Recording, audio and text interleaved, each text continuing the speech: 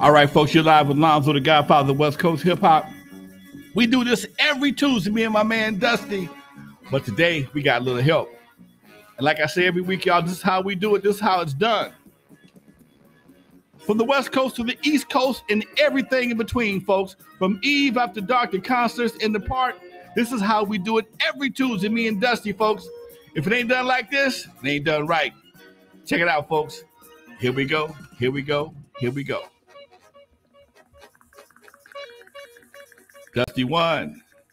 What up, my man? What up, dude? How you doing today? I'm doing fantastic. I've been getting good news all day long. Just my boy from Senegal just left here, trying to get me a plane ticket to Senegal to go do some speaking and performing. Me and Yella, and man, it's all good today.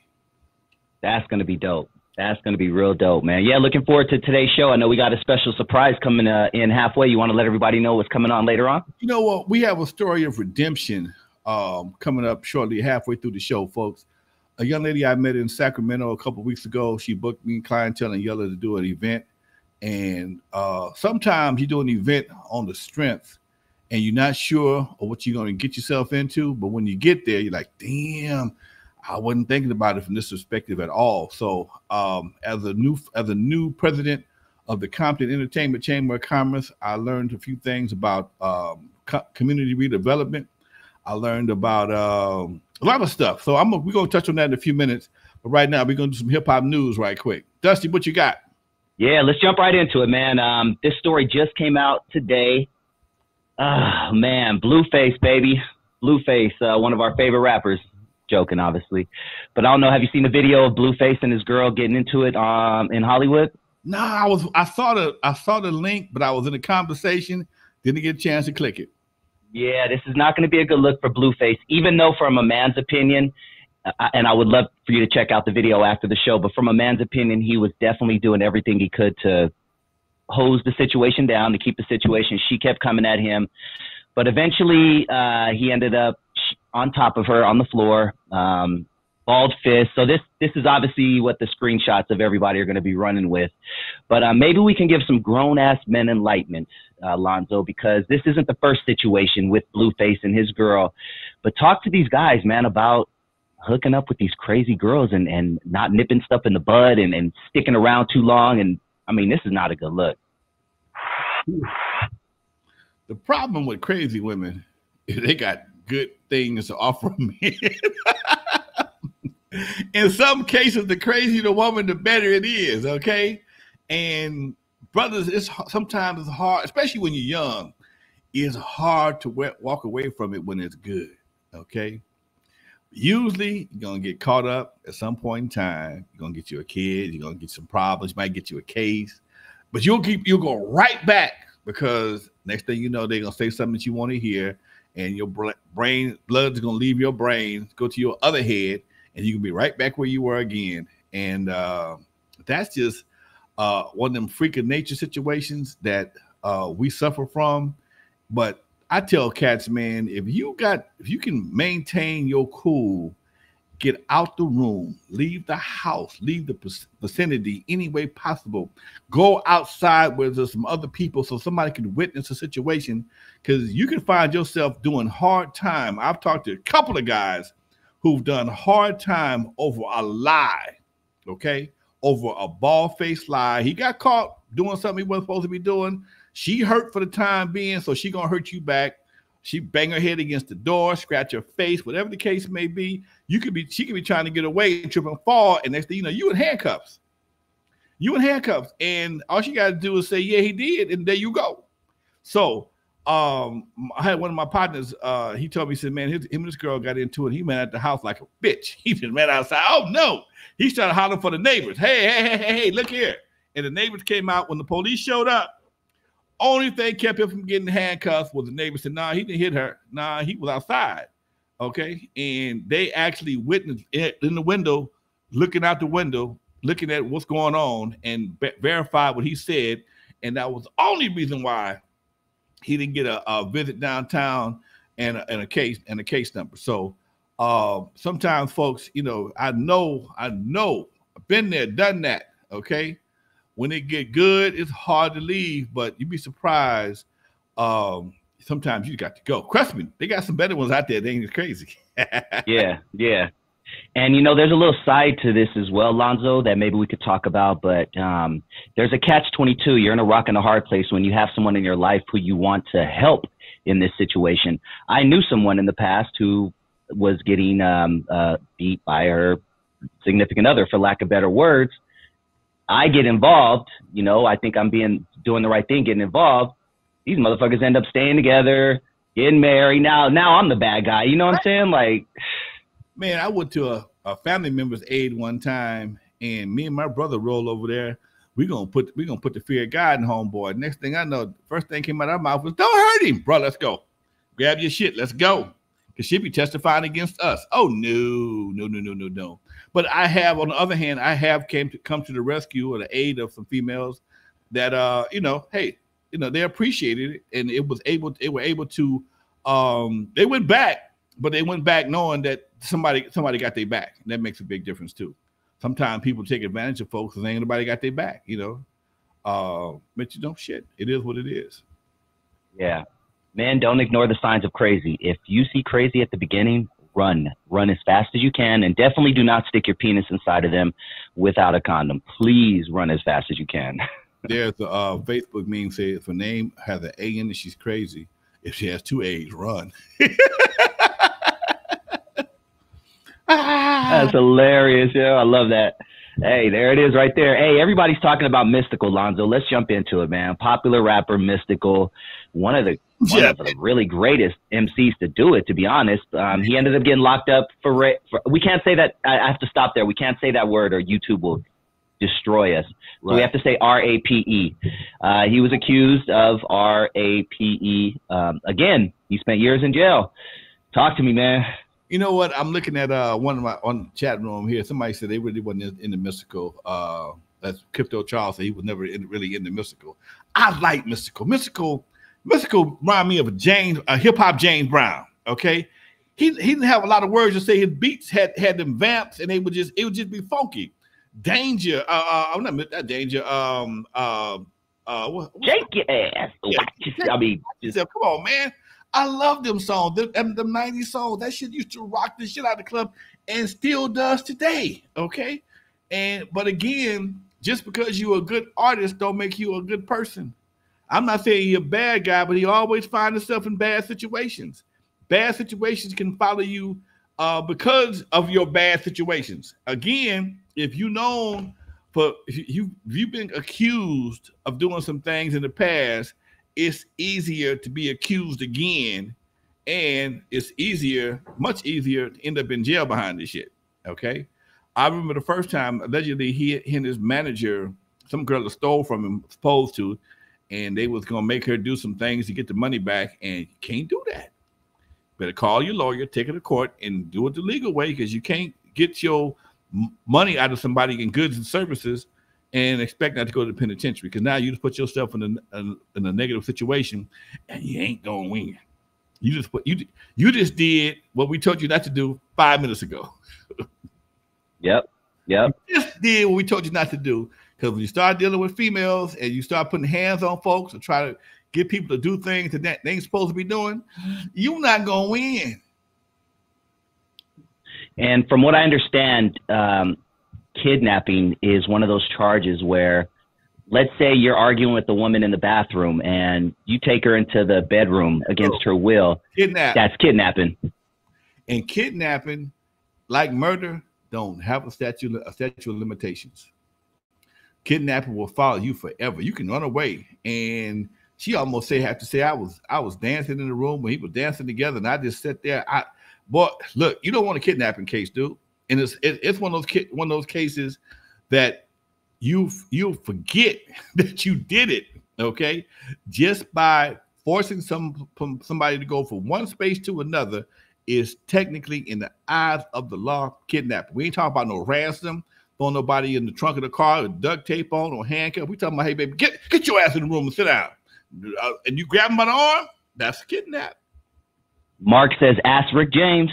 Ask Rick James. Okay. Facts, man.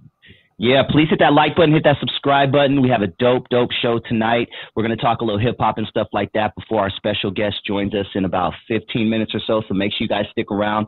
Let's jump into the next subject, Lonzo, something I would love your input on. Been watching Cam Capone, and Tupac's ex was on there. And she said that Tupac, when he was alive, he told her that he, quote, signed his soul to the devil when he signed with Suge Knight right after that. This was 25, almost 30 years ago, Lonzo. You know, fast forward to 2022, you would think that artists nowadays would be more in tune with their business and record contracts. Why do you think artists are still signing these bullshit contracts in 2022? Man, because the devil pays real good. The devil pays real good, Doc. Devil's checks don't bounce. The devil come with Hennessy and weed and girls, all kind of shit. Devil paid real good. And, you know, when you ain't never had nothing, man, it's hard to turn something down. If you ain't never had anything, it's hard to turn something down. You come from a bad neighborhood, bad household, whatever the case may be, bad whatever, and all of a sudden somebody say, man, I can give you this amount of money and give you this Mercedes, this whatever you're looking for. I put these jewels on you. You'll never have to come back here again unless you just want to, but you got to sign a piece of paper. Dude, where I sign at? You know, the pressure for being where you come from is so bad, you'll just make a bad decision and take your situation from bad to worse just for the illusion of getting out of there. Just for the illusion. I've seen it too many times, man. I've had guys come at me, man, I'll give you all my publishing on 30 songs or 300. One guy offered me 100 songs for publishing just to put him on. Just sign me, man. So first of all, I know damn well if you give me 100 songs, they can't be that valuable. Number two, if you get a hit, I'm looking for a lawsuit. Okay, you're gonna say I signed you under duress. I signed you under some kind of stressful situation. Your house note was due. Your baby needed food or whatever the case may be, and I took advantage of you. So before I even go and get that headache, I pass. Now, so far I've been pretty good. I ain't passing nobody that turned into a superstar yet, but I have avoided a lot of headaches, and that right there sometimes is worth doing. Yeah, Art says on the same subject, he says, Lonzo and Dusty, anybody know when he signed with Death Row? Okay, let me rephrase this. Why he signed with Death Row when he was still tight with Shock G and Digital Underground. Has Atron ever shared that with you? Yeah, he was in jail still when he signed with Suge. He was in jail, and I don't know for sure, but maybe Atron didn't have the money.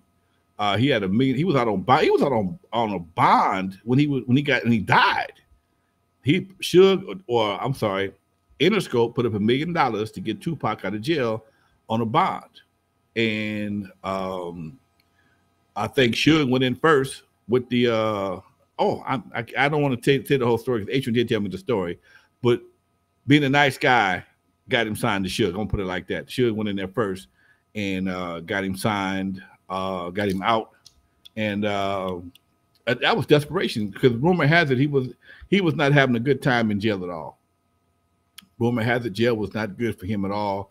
He was on an alleged rape case, and he wasn't from LA, and it wasn't good for him, dude. And he just wanted out. And the same thing I just said a minute ago. People say I can get you out, but you got to sign this paperwork. Negro, where the pen and the keys? Where the pen and the keys? You got a pen come with them keys. Keys come with the pen, I'm out. Okay. And that's how, and then the paperwork, man, people, even today, all they see is the first page and the last page. The fucking comes in the middle. The fucking comes in the middle. Okay. You're going to give me $15 million? Yeah. If you sell 50 million albums, I'll give you $15 million, but you don't see that in the part because you ain't worried about reading that. All you see is the $15-20 million that you're going to get over a period of maybe 20 years based on the fact that you sell 15-20 million albums, which when it comes down to it, it ain't right. But you broke. You live with your mama. You in jail. You in a bad situation. 15 million, boy, that's a number to make your head swim. Okay? And you might only get $1 million at 500,000 that right now on signing, and the rest is based on royalties and success of your project, which means if no success, ain't no check. Damn. You've dealt with contracts and agreements way more than I have, I'm sure, in your life. I'm of the belief that if a contract is more than 2 pages, somebody's getting fucked. Is that safe to say? Yeah. Well, I mean, go ahead. 7 to 10 pages is pretty much standard because you have to understand. You have to have the basic understanding. What's going to happen if we fall out? Are we going to mitigation? Are we going to go to court? What states are going to file in? What days I'm getting paid? How often we going to get paid? Stuff like that. That may take a little paperwork, especially depending on how big the type is on the contract. We'll talk to my friend about that when she comes on. But 8 to 10 pages is pretty much a decent contract. I had a contract one time that was 45 pages long, and the addendums went through the alphabets twice. Okay, so I'm looking at double Q, double Z, shit like that. And if you look at the contract, if I had a job at McDonald's, I had to get them 20%. All income, industry related or not. Okay, if I was on fries at Mickey D's, they got 20% of my check come Friday. Okay, more bullshit. Damn. King Diva has a random question. Lonzo, have you ever met Farrakhan or Denzel Washington? Neither one of them. I've been to Farrakhan speeches several times. Can't get nowhere near him. There it is. Muhammad, who was one of his West Coast lieutenant captains, and I also know RZA pretty well. So I'm close, but I ain't got quite able to shake his hand yet. Well, we got about 10 more minutes. Denzel played Lonzo in Training Day, so he should be trying to meet me. Shit. Anyway. My nigga. We got about 10 more minutes about 9 more minutes before we bring our guest on. Let's see. Let's do a little warm up with this one, Lonzo. Something we talked about last week. The pastor who was robbed of $1 million on live. Well, it came out this week that he is behind on payments in the tri-state area. A New Jersey judge says he owes $335,000 to a construction company. He's also in default on a $4.5 million mortgage for a multi-apartment property in Connecticut. And talk to me. Allegedly got accused of ripping off one of his parishioners for $90,000. So, me and my suspicious ass mind, I'm thinking that was a setup. He had to lose the jury to get the claim. Does he wear that jury all the time to church? And if somebody run into the church and rob his ass, and if it's insured, he could be out of debt. Because you can't. Bad and sad news, fellas. When you got jewelry that you had custom made, you can't sell it for what you paid for it. You can't sell it. If it costs you $900,000, you'd be lucky to get $200,000 for it. Because nobody wants the same shit that you got on. But if you have it insured and somebody steals it, then you can get this true value for it. So I'm not saying that's what happened, but I'm sure suspicious. I really am. Ooh-wee. You know what? This is a good question, and something tells me that you have, Lonzo. Marlon wants to know, yo, Unc, have you ever met John Witherspoon, a.k.a. Pops? Pops used to play Eve After Dark, man. Damn, I knew it. Talk to me. At Eve, actually he played Jeffties, okay? Back in the day, downstairs, I actually run both clubs, upstairs and downstairs. We had a room in the back called the Babylon Room. In the Babylon Room, I did all my dirty stuff. Comedy wasn't that popping yet. Comedy was not popping yet. And I'd have people come into, I'd have comedy back in the back. We had to cut the club in half to kind of make it more cozy so that comedy and male exotic could fill the room, okay? Because comedy is an energy thing. You have to have you kind of need to feel people's energy in comedy and any type of performance. And we had put some little room dividers in the back of the club, had a little special place, had a little mini bar back there, and we would have comedy. One of the guys who was one of my main guys, his name was Brad Sanders. If you ever seen Keenen Ivory Wayne's movie Hollywood Shuffle, he was the guy with the Batty Boy. He was Batty Boy, okay? Batty Boy, Batty. You know, he was all sophisticated, but he played Batty Boy. Brad, his name was Brad Sanders. He was one of my main comedians, and all these guys ran together. So anytime he opened up a room, these guys would come down to the room and work out. And John was one of these guys. John Marshall Warfield from Night Court, he would be down on a regular basis. John Witherspoon would come through. Honest John, the white boy, he was in Hollywood Shuffle. Keaton Ivory Waynes played upstairs at Eve After Dark once or twice. D.L. Hughley played Eve After Dark because he lived in the neighborhood. So I was exposed to a lot of comedians. In fact, I have just as many comedic relationships as I do with hip hop relationships, because I've had guys working out. I got a flyer today with Joe Torre, D.L. Hughley, a bunch of folks on there. I'm like, I know everybody on here has played in my club at one point in time, except for one dude. That's true. That's real talk. That's so cool, man. Everybody in the comments is agreeing that that's super badass. Should we bring our special guest in, or maybe give everybody an introduction to her before we bring her in? I want to talk about that thing with the nightclub right quick. Oh, thank you. Let's jump into Killer Mike. Okay, yeah, I had that right here. That's funny. I was going to say, all right, next, we'll end it with Killer Mike. So you sent me a clip of Killer Mike and the nuisance bill. Explain the nuisance bill, what Killer Mike was talking about, and your personal experience in relation as a club owner. The nuisance bill is a bill that cities have the right to pass to keep certain type of activity out of the city, and especially if it's becoming a problem with the police department or the citizens of the community. Okay, because you have a right to be in business, you have the privilege to be in business. Don't give your clientele the right to act a fool in the hood. Okay, and when you have a business that has numerous police calls, you got people in the parking lot doing donuts, you got drinking 3 or 4 o'clock in the morning, you got shootings, you got all these things that require the police department and make the city, the area unsafe. Now you become a nuisance to the community and they can get rid of your ass. Okay, simple as that. One signature on the pen can get rid of your ass. And this is what's happening to a lot of the clubs in Atlanta, from my understanding, is that the mayor is getting fed up. Most of your shootings, gang activity, basic violence, and just hip hop stupidity takes place at nightclubs. Okay, I had a gentleman that loved to do donuts every fucking night in front of Eve After Dark. He would do a donut, and people live on the corner and be complaining. They call the police. He's gone, but I've still got to deal with the police. You got, when the fight break out and the fight get too big, I got to call the police. Every time I call the police, is what they call an incident report.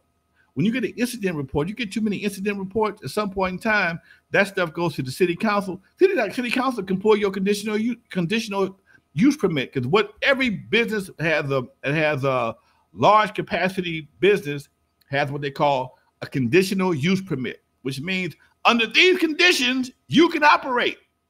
If you violate these conditions, you can't operate no more. And they can add or subtract different things. Like the club in LA right now, Regency West, never be open past 1 o'clock. Don't ask me why, because I know why. It's in a residential neighborhood. It's right next to a residential neighborhood, and you ain't gonna be open past 1 o'clock. That's part of the deal. It might be 12, because I know most of the events I know of wrap up about 11:30, 12 o'clock. Okay. When I had mine at the club, I had to we were coming through the back door, and open up the front door and do some simple things. But again, only thing saved me for 40 years was that the owner owned all the houses in the area. Okay, he owned all the houses within striking distance of our nuisance. So if there was a problem, he would bring it to me, and I'd take it straight to the person that caused the problem. Or sometimes he would just, people wouldn't even complain because they knew it was here. They didn't want no problem out of him, so they let it go. But the fact that folks is trying to stand up, and I understand this. I would love to have more places to go, but when people get there, they got to know how to act. Bottom line. When they get there, they got to know how to act. And I sent you another piece also from a brother. I think he was out of Australia, dude out of Australia, club owner, and he was like, you know what? I'm shutting this. I'm shutting this shit down. I'm tired of being disrespected. I'm tired of people acting like I owe them something because I'm in business. And all these factors go into today's club owner. That's what people say. All right, man, you think about opening a club? Hell no. Hell no.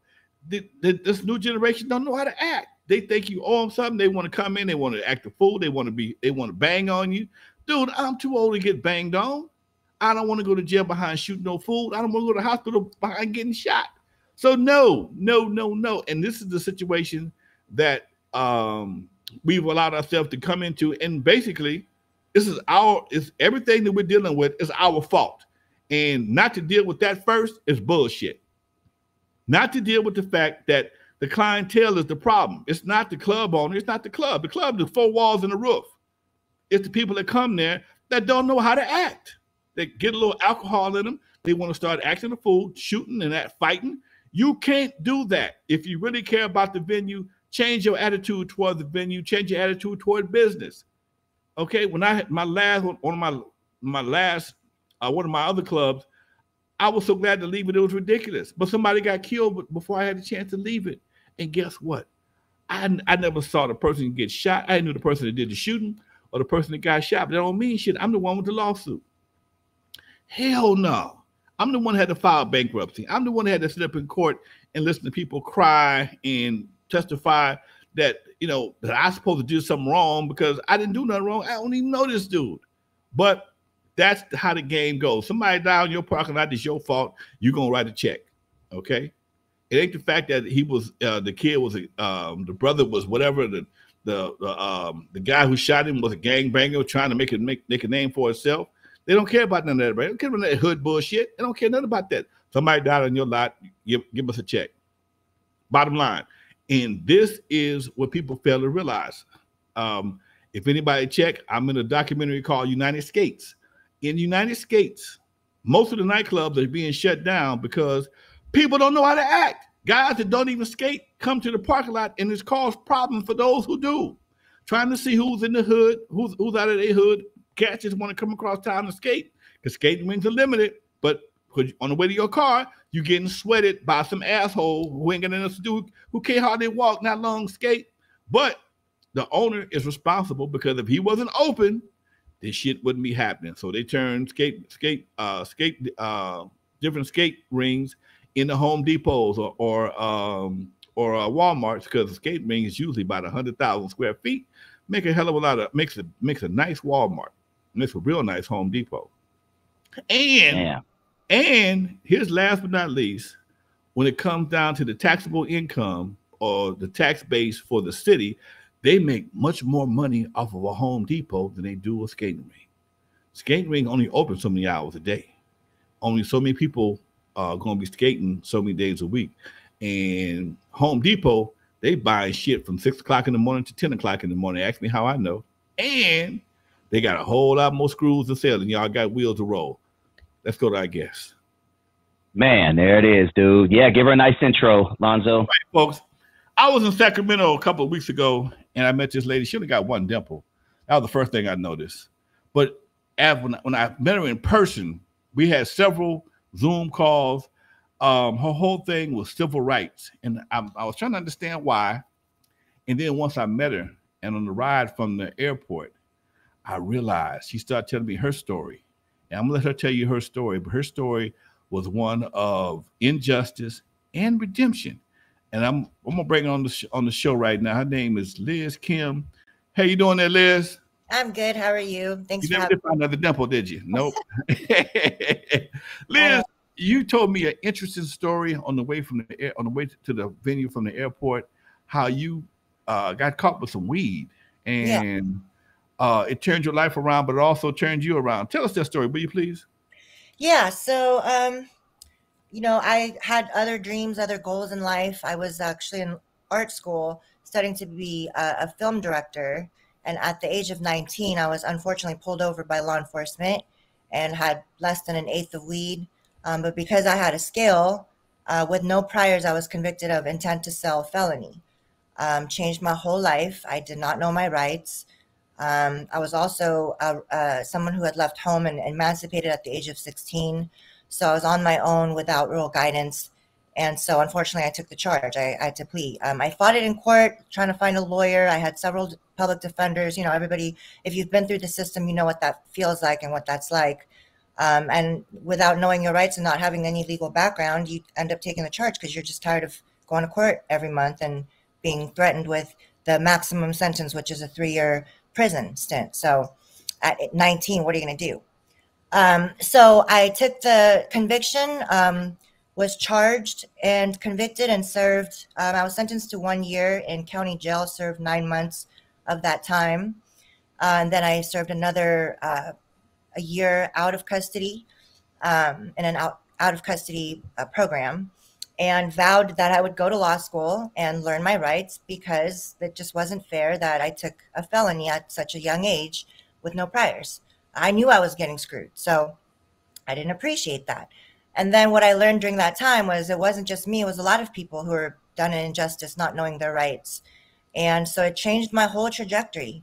You know, I forgot everything else and just really needed to get on this path of knowing what my rights were, and had to start all over in school because I was in art school at the time studying film, so none of it was transferable. So I went to JC, finished out my JC, went to Davis, studying in communication and pre-law. And it was a long journey, because when you have a felony on your record, you're looked at with a stigma. People don't want to hire you. They don't want to give you student loans. You have to basically argue for your integrity the whole way through. And after a long time trying to get my degrees, I was fortunate enough to get an internship at the state capitol right after graduating from Davis, which helped me be eligible for law school. I had a lot of legislators write letters of recommendation for me, and a lot of internships and working for free in the legislature really helped me out, and volunteering with a lot of nonprofits helped me out.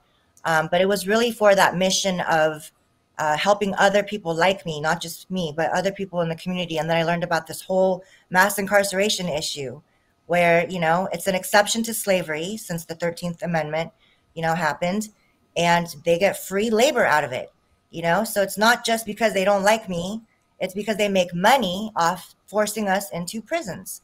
And so that's what I teach now. I've made it. I went to law school, and again, I could talk to you about all the hardships that I went through over the last 15 years. But the bright line victory in all of this is that I was able to graduate successfully, become a lawyer. Now I teach social justice and communication in various junior colleges and at UC Davis here in Sacramento and Davis. And my whole thing is civil rights now. It's all about, you know, advocating for people to know their rights and to get a legal education, or at least make friends with lawyers or have access to lawyers who can advocate for you. And that's how I got tied in with you, Grandmaster Lonzo. And a lot of people don't realize, but hip hop and civil rights are hand in hand. You know, and the reason why is because the music is a big component of how they drive mass incarceration. You know, record labels have a stock interest in, you know, the maximum capacity being filled in prisons. So that's something that people don't talk about. And so that's why I wanted to call you out to Sacramento to talk to the youth about why hip hop is a key component in civil rights, and what you've done for the community through your music. Thank you. I was totally blown away, and you know, she told me she worked for the DOJ now. Like, damn, that's a big climb up from being locked up. How long were you in jail? 9 months. So, you know, luckily I was for less than an eighth of weed. That amazes me. Right.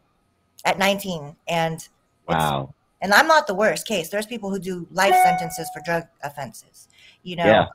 So I'm just a little slap on the wrist, but let me tell you, going through that experience though is really, really unfair, you know, and it really does impact you to this day. I mean, I've been hired at the state bar only for them to scan my fingerprints and learn about my felony and fire me in 2 weeks just because they didn't like that. So for me to pass my background at DOJ was a day that brought me to my knees and cried, because I knew that something in the universe told me that this is where I'm supposed to be. And it was a place that I didn't think that I would be able to get hired at. So it is a blessing to be there today. Wow. The story makes me so happy. Yeah. Can I ask you a question? Please Sure. do. You mentioned that, you know, when you did get pulled over and arrested, you didn't know anything about the law. What were some of the mistakes that you made when you were pulled over and maybe during the trial that you wish you could have changed? And maybe you can give some advice to people who are getting pulled over to this day so they know what to do, what to say, what not to say. Yeah, it goes back to what you both started the show off with, is that we get so emotional and we just can't think straight. And I, even now, as a lawyer, we always forget, do not say a word to law enforcement. I'm not here to poo-poo on anyone, but it's not for you to fight the law on the streets. It's just not. So at the time, you know, I was there trying to defend myself, explain myself, tell the officer, you know, oh, it's just an eighth, you know, this and that. And so all that gets put in this report, and you don't have a say in how that report is written. And so when you're trying to fight that after the fact in court, you know, all the statements you've just said is being used against you, and they flip it and they slice and dice it, and you don't have a control in the narrative anymore. So the best thing to do for anybody that gets pulled over or comes across law enforcement of any kind, do not speak. You know, to put it bluntly, just shut your mouth. Ask for an attorney, and you have to invoke your right to be silent. So you have to say nope or nuh-uh. None of that is, you know, sufficient. You have to say, I want to exercise my right to be silent, or I invoke my right to be silent, and I want an attorney now. So, and end it there, because people get emotional and they try to argue with the police, and that's just not going to get you anywhere. I've had because most people don't realize cops wear recorders. They can't remember. They can't remember everything they say. They wear recorders. They wear vocal. They used to wear before they wore cameras. They wore audio recorders. So as they're talking to you, they're recording what you're saying, and then they take that and make write their report. I didn't even realize that until I tried to talk my way out of a ticket. And when I finally got to court about a year later, I extended everything I possibly could. That cop, he repeated everything I said verbatim. I'm like, how in the hell? And my cousin, who's a cop, said, we all wear recorders. So we got to remember what you said. We're going to play it back to you. So if you don't say nothing, they can't record nothing. And if you tell them, hey, man, I want to talk, I need my lawyer. I can't do this. I'm officer. Here's my license, registration. Anything else? I don't ask the questions. I don't search. You can't search my car. Nope. And anything else? I need my lawyer. Yeah, and also don't rely on those recorders either. The MVARs, which is on the CHP, the patrol cars, the videos, they really play games when you ask for that. You know, so when you make a motion to request it in a trial, they play all kinds of games to not give it to you if it doesn't help their case. So don't rely on that. It's better for you if you're one of those people who have a propensity to getting pulled over like I do. You know, get yourself a dash cam and rely on your own records and not on theirs, because they can slice and dice it. Some parts of the video can be damaged, you know, in quotations. They can really work with the evidence, tamper the evidence. So don't rely on their equipment to help your own case. Now, you know what? I'm gonna say something. I'm not even promoting this because although I'm a affiliate, but I bought Legal Shield. On the Legal Shield app, there is a button that you can push while you're talking to a cop, and they will get an attorney on the phone right then and there. You got about 3 or 4 rings, but I tell everybody, be careful how you push that button, because you don't want that phone to be mistaken as a gun, and you're sitting there slumped over in your seat with holes in your ass. Okay, but they have that's not the only person that has that. There's another company, I believe, also that has a button that will send you straight to a lawyer 24 hours a day. And you want to speak to my attorney? He is right here on the phone. Officer, here's my phone. Talk to my attorney. And, you know, usually, especially with youngsters, they know you don't know the law. And they play you every time. And you'll mess around there and say some shit trying to get out of a ticket and get yourself deeper in trouble. Yep. That's true. Yeah. Let me ask you, Liz, where were you locked? This is a 2-part question. Where were you locked up? And can you share some of the horrible experiences that you had to go through during those 9 months in jail? Yeah, I was arrested. I saw some of the questions in the chats in 2004. I fought it to about 2006. Actually, no, 2004. I got locked up in 2005. I was released by 2006. So it was like a 2-year ordeal right before I was like all said and done with it. This was in Santa Clara County here in Northern California. I went to Elmwood Correctional Facility. As soon as, first of all, you know, they play all those games where when you get locked up, they lock you in a holding cell for 4 minimum hours just to wear you psychologically down, right? And you don't know like when you're going to get transferred to the next room, when you're going to get booked. So they take their sweet time. So I just remember the first 4-6 hours that you're, you know, committing yourself in, once you've remanded yourself to serve the time, you're just already going crazy because you're just in a room with nothing for hours and hours and hours. So that's how it starts. And then when you get placed, I was actually misplaced. So they put me in the wrong cell with unconvicted felons, whereas I should be serving out my sentence. So I lost the first 3 weeks just being misplaced in a place I wasn't supposed to be in. So I'm there just going crazy, trying to knock on the window. COs are ignoring you, and you're trying to tell them like, hey, I'm in the wrong place. All the people are making fun of me because they're like, aha, you know, they put you in a place and they forgot about you. And I'm like wondering like, how is my sentence going to, you know, start counting? Just bullshit like that.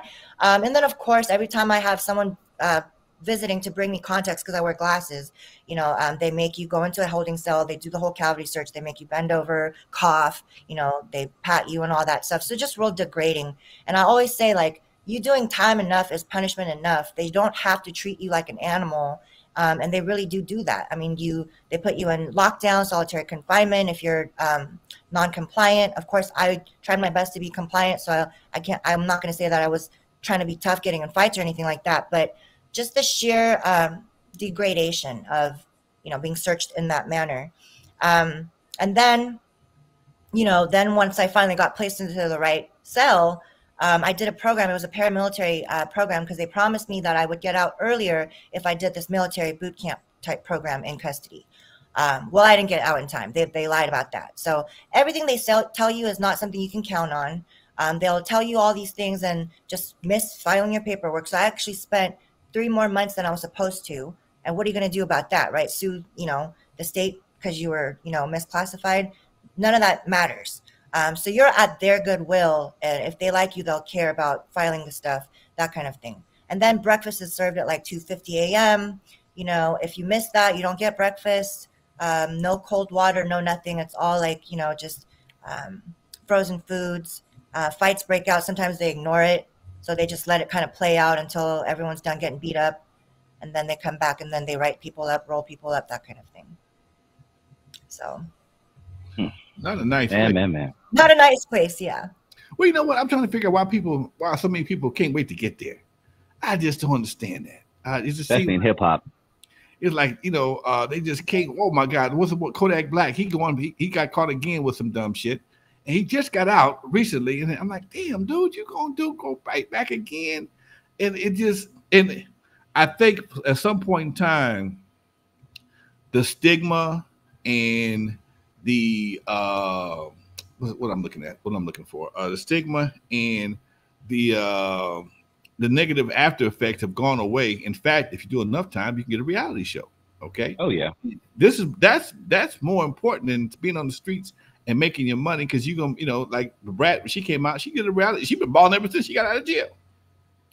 She came out with a reality show and been on TV or radio and everything. Every move she makes is newsworthy, and she was kind of forgotten about before she went to jail.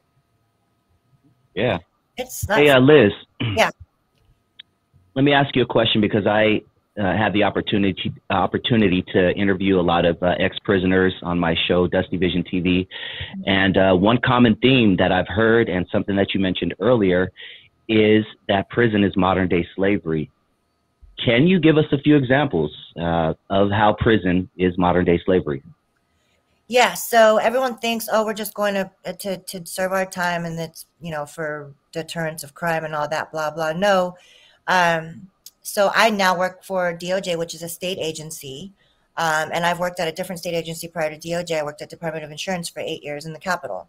From the Capitol down to all state agencies and county offices to city offices, every government official agency is required to go through a bargaining contract to purchase all office supplies, things like chairs, computers, tables, things that, create the entire state agency infrastructure is built by inmates.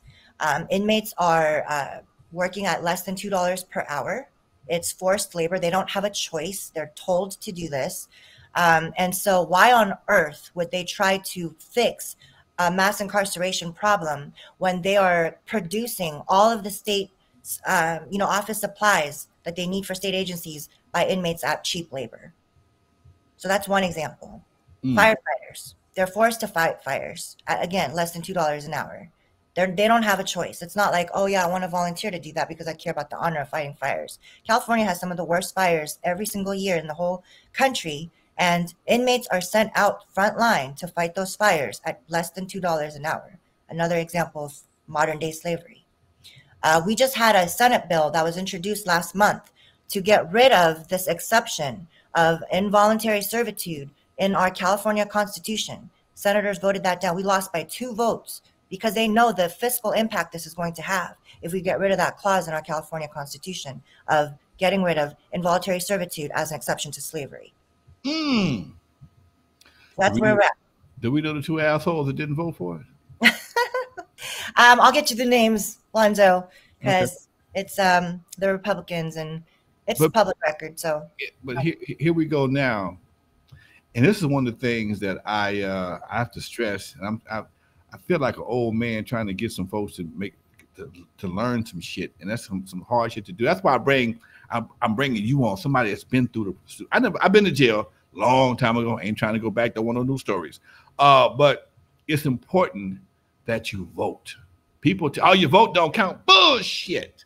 But your vote don't count. Oh man, all they gonna do? No. It's a numbers game. And when you say so many people vote for this person right here, it ain't. When you state and local elections, especially city elections, are won by a handful of votes. Okay, ain't no electoral college in the mayoral race. Ain't no electoral college in the city councilman race. It's straight numbers. Okay, so if you are voting and you put enough senators in place to do some things can get done. Okay, I'm witnessing that in the city of Compton right now, where I see things have changed and things are getting done because citizens got out and made things happen. So don't let nobody tell you your vote don't count. The national vote is a little bit different because you got a lot of people who ain't never seen people look like nobody on the screen before. They don't know nothing about no Asian people, no black people. They don't care about none of that shit. All they know is this is what I know. That's what I'm voting for. But there's a lot more people that do know. So, and if people understand the purpose of the electoral college, that was to give the plantation, smaller states, smaller states, sometimes and plantation owners a chance to balance out the vote, because at one point in time there was more slaves and more black people than it was landowners. So they had to come up with some kind of way to create some kind of balance, which is outdated. It should have been gone a long time ago, but that's another show. Meanwhile, in California, folks is going to jail with pride, coming out with parties and pride. And I'm trying to understand, how do you do that, man? Come on, man. You should be hood. I'm finna say some shit now that's gonna get me in trouble. I've always felt, look, I understand there's a certain honor about belonging to something, whether it's the Masons, a frat, a fraternity, or whatever the case may be. And I had this idea. What if we were able to take the violence out of the gangbanging and made it like a fraternity? And you the fraternal order of blood, the fraternal order of Crips. And instead of being so proud of how many guys you got on the main line, how many guys you got graduating this year? How many guys you got in college this year? Okay? How many guys you got going to business school? How many businesses you got coming out your hood? That is a dream. I know I'm sorry, Martin Luther King now. That is my dream, that one day all men will be fraternity brothers in love, not in war. Hoods will not kill each other over bullshit. Where my music at? Hold on, let me get some music here. Let me get some music. That hoods will not be killing each other over bullshit. that brothers will come together and become a fraternal order of brothers promoting success and entrepreneurialism in the hood so that we can all stop ducking these goddamn bullets at night. All them bullets at night. You know, man, that shit is so fucking crazy. But again, because we accept it, I said this in Sacramento, we accept it. It's something that we learn to accept after a while. We learned to accept all kind of shit. We learned to accept chitlins and pigtails and pig feet. And people still eat that shit. They still accept it today. It's still a delicacy to some people. But we don't have to. You don't have to eat pig asses. You don't have to eat pig guts. You know, try something else. Get some soup. God damn. Real. But you put some barbecue sauce on it, they can sell you a pig's ass. Okay. So if you stop accepting certain things, if we stop accepting certain things in our community, certain things will disappear. Trust me. I tell you what, and I said this before, I said it in Sacramento, as gentrification starts to take place in various communities, you'll see a whole new attitude towards the hood, because some people are going to call the police and they're going to show up and they're going to testify. Ain't going to be none of that I ain't snitching shit. They don't care. They come into court. They don't care about your hood. They don't know nothing about your hood. All they know is you broke into my car. I saw you, busted your ass, and going to jail. Okay? And I know that can be hard for some people. Oh man, because you know, I was brought up this way, bruh. It's a ton of opportunities out here to get things done, but you're making some of the wrong choices. Let me ask you, Liz, because it still amazes me that just a short 15 or so years ago, whatever it was, that you did 9 months for less than an eighth of marijuana. Legalizing marijuana has always been a topic of discussion. What are your thoughts on the evolution of the weed laws and how it's pretty much you could smoke in front of a cop now without anything happening? So I'm really torn on this. I was really torn when I voted for it, and I'm still torn on it today. I'm actually a social equity officer for Crazy Bone and his foundation, Leaves of Legend. So this is something that I'm really studying a lot, and compliance is everything with cannabis law currently. I do like that, you know, it's decriminalization of drugs of any kind, I think, is in a healthier direction than to criminalize, right? But what I don't like about it is that there's not enough protections to make it so that there's equity, meaning that people that have a lot of money, even a cannabis brand that Jay-Z is endorsing and is a part of here in Sacramento, they're closing their doors. We got that announcement last week. Because of the competition, the sheer competition of millions of dollars being pumped in to the competition in the cannabis industry is making it so that people like me still have the felony, even though it's expunged. When I get a fingerprint done, it shows, right? So what that means is expungement doesn't really help any of us. Entities like DOJ and FBI, if they ever scan my fingerprints, they can still see that I had a felony. So they're not doing anything about that. But all these millionaires and billionaires pumping lots and lots of money into this is buying out the entire industry of cannabis, and little mom and pops are never going to make it. So, you know, another way that they've flipped the script on us to where they gain and we don't. So if not criminalization, then it's capitalism. So they're still getting us in some other way, and that's not fair. So going back to what Lonzo is saying, it's really about voting. It's also about running. You know, we need us, our people, to be running into to these positions, changing the laws where they need to, and stop making it so difficult for us to make it, you know, in our community.